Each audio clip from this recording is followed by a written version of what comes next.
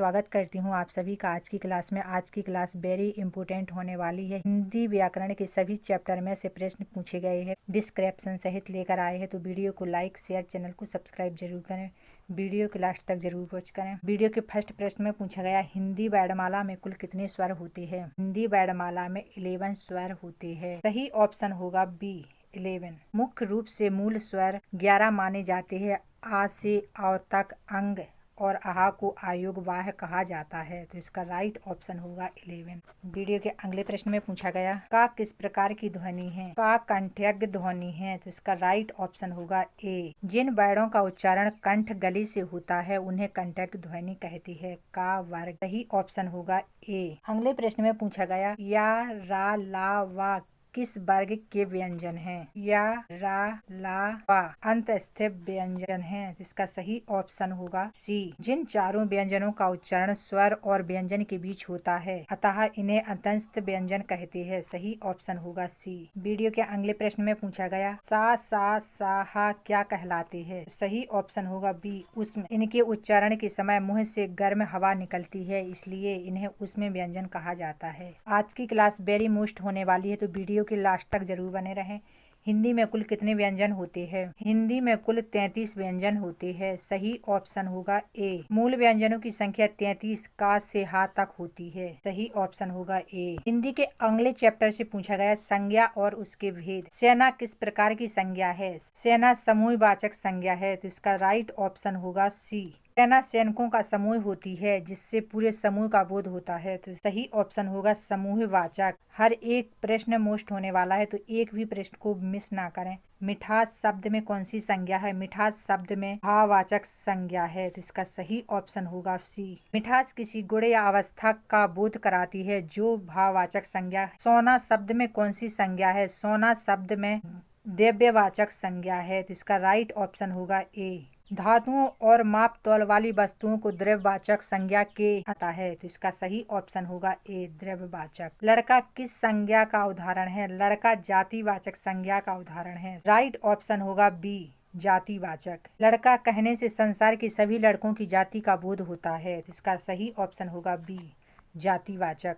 रमेश कौन सी संज्ञा है? रमेश व्यक्तिवाचक संज्ञा है। राइट ऑप्शन होगा बी व्यक्तिवाचक। रमेश एक विशेष व्यक्ति का नाम है अतः यह व्यक्तिवाचक संज्ञा है। राइट ऑप्शन होगा बी व्यक्तिवाचक। हिंदी व्याकरण के अगले चैप्टर से लिया गया सर्वनाम। जो करेगा सो भरेगा में रेखांकित जो और सो कौन सा सर्वनाम है? संबंधवाचक सर्वनाम है। इसका राइट ऑप्शन होगा बी संबंधवाचक। जो और सो एक दूसरे से संबंध बता रहे हैं, तो इसका सही ऑप्शन होगा बी संबंधवाचक। अगले प्रश्न में पूछा गया, आप भला तो जग भला में आप शब्द क्या है? तो इसका सही ऑप्शन होगा निजवाचक सर्वनाम है आप। यहाँ आप का प्रयोग अपने स्वयं के अर्थ निज के लिए हुआ है, इसलिए इसमें निजवाचक सर्वनाम होगा। तो सही ऑप्शन होगा बी। हिंदी में सर्वनाम के कुल कितने भेद है? हिंदी में सर्वनाम के कुल 6 भेद है। इसका राइट ऑप्शन होगा सी। पुरुषवाचक, निश्चयवाचक, अनिश्चयवाचक, संबंधवाचक, प्रश्नवाचक, निजवाचक। का राइट ऑप्शन होगा सी। कोई आ रहा है में कोई शब्द किस सर्वनाम का घोतक है? कोई आ रहा में सर्वनाम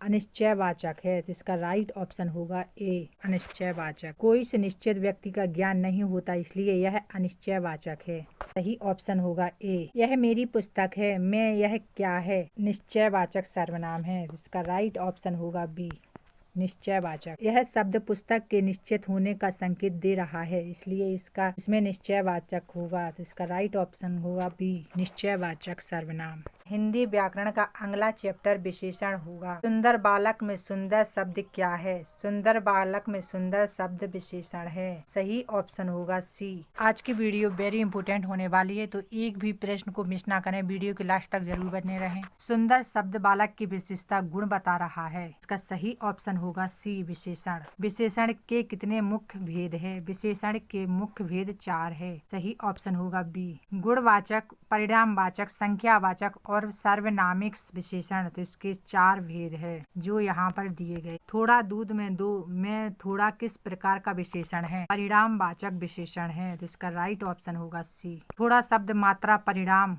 का बोध करा रहा है। तो इसका सही ऑप्शन होगा सी परिणामवाचक। वीडियो के अगले प्रश्न में पूछा गया, वीडियो पसंद आए तो लाइक करें, शेयर करें, चैनल को सब्सक्राइब जरूर करें। कमेंट बॉक्स में जरूर बताएं कि आपको वीडियो कैसी लगी। 5 लड़के में 5 कौन सा विशेषण है? निश्चय संख्यावाचक विशेषण है, तो इसका सही ऑप्शन होगा ए, निश्चयवाचक संख्या। 5 एक निश्चित संख्या को दर्शाता है, तो इसका सही ऑप्शन होगा ए। जिस शब्द की विशेषता बताई जाए उसे क्या कहते हैं? जिस शब्द की विशेषता बताई जाए उसे विशेष्य कहते हैं, तो इसका राइट ऑप्शन होगा बी, विशेष्य। जिसकी विशेषता बताई जाती है वह संज्ञा या सर्वनाम विशेष्य कहलाती है, तो इसका सही ऑप्शन होगा बी। हिंदी व्याकरण के क्रिया चैप्टर से लिया गया है। राम ने सेब खाया में क्रिया का कौन सा रूप है? राम ने सेब खाया में सकमार्ग क्रिया है, तो इसका राइट ऑप्शन होगा बी, सकमार्ग। यहाँ खाने का प्रभाव सेब कर्म पर पड़ रहा है, अतः यह सकमार्ग क्रिया है, तो इसका सही ऑप्शन होगा बी। वीडियो के नेक्स्ट प्रश्न में पूछा गया, बच्चा सो रहा है कौन सी क्रिया है? बच्चा सो रहा है अकर्मक क्रिया है, तो इसका राइट ऑप्शन होगा बी, अकर्मक। सोने की क्रिया का फल सीधे बच्चे पर पड़ रहा है, यहाँ कोई कर्म नहीं है, तो इसका सही ऑप्शन होगा बी, अकर्मक। वीडियो के अगले प्रश्न में पूछा गया, मूल धातु में प्रत्यय जोड़कर बनाई गई क्रिया क्या कहलाती है? मूल धातु में प्रत्यय जोड़कर बनाई गई क्रिया यौगिक क्रिया कहलाती है, इसका राइट ऑप्शन होगा ए, यौगिक क्रिया। 2 या 2 से अधिक धातुओं या प्रत्ययों के मेल से यौगिक क्रिया बनती है, सही ऑप्शन होगा ए, यौगिक। अगले प्रश्न में पूछा गया, लिखवाना किस प्रकार की क्रिया है? लिखवाना प्रेरणार्थक क्रिया है, तो इसका राइट ऑप्शन होगा बी, प्रेरणार्थक। जहाँ कर्ता स्वयं काम न करके दूसरों को काम करने के लिए प्रेरित करता है वहाँ प्रेरणार्थक क्रिया होती है, सही ऑप्शन होगा बी, प्रेरणार्थक क्रिया। वह खाकर सो गया में खाकर कौन सी क्रिया है? वह खाकर सो गया में पूर्वकालिक क्रिया है, सही ऑप्शन होगा बी, पूर्वकालिक। मुख्य क्रिया से पहले जब दूसरी क्रिया समाप्त होती है उसे पूर्वकालिक क्रिया कहते हैं, राइट ऑप्शन होगा बी। हिंदी व्याकरण के समान संधि एवं कारक चैप्टर से पूछा, त्रिनेत्र में कौन सा समास है? त्रिनेत्र में बहुव्रीहि समास है, राइट ऑप्शन होगा सी। 3 नेत्र है जिसके अर्थात शिव, यहाँ अन्य पद प्रधान है, सही ऑप्शन होगा बी। रात दिन में कौन सा समास है? रात दिन में द्वंद्व समास है, राइट ऑप्शन होगा बी। दोनों पद प्रधान हो और बीच में योजक चिन्ह हो वहाँ द्वंद्व समास होता है, सही ऑप्शन होगा बी। अगले प्रश्न में पूछा गया, राजपुत्र का समास विग्रह और भेद क्या है? राजा का पुत्र तत्पुरुष समास है, राइट ऑप्शन होगा ए। जहाँ कारक चिन्ह का लोप होता है वहाँ तत्पुरुष समास होता है, राइट ऑप्शन होगा ए। 29 प्रश्न में पूछा गया, पंचवटी में कौन सा समास है? पंचवटी में द्विगु समास है, राइट ऑप्शन होगा ए। पहला पद संख्यावाचक हो वहाँ द्विगु समास होता है, 5 वटों का समूह द्वंद्व समूह होगा, राइट ऑप्शन होगा ए। पीताम्बर शब्द में कौन सा समास है? पीताम्बर शब्द में कर्मधारा भी है, बहुव्रीहि भी है, सही ऑप्शन होगा दोनों, ए और बी। पीले वस्त्र है जिसकी विष्णु बहुव्रीहि या पीला है जो अंबर कर्मधारा प्राथमिकता बहुव्रीहि को दी जाती है, राइट ऑप्शन होगा सी, ए और बी। अगले प्रश्न में पूछा गया, सूर्योदय का सही संधि विच्छेद क्या है? सूर्योदय का सही संधि विच्छेद सूर्य धन उदय है, राइट ऑप्शन होगा ए। आ प्लस उ बराबर ओ, यह गुण स्वर संधि का उदाहरण है, राइट ऑप्शन होगा ए।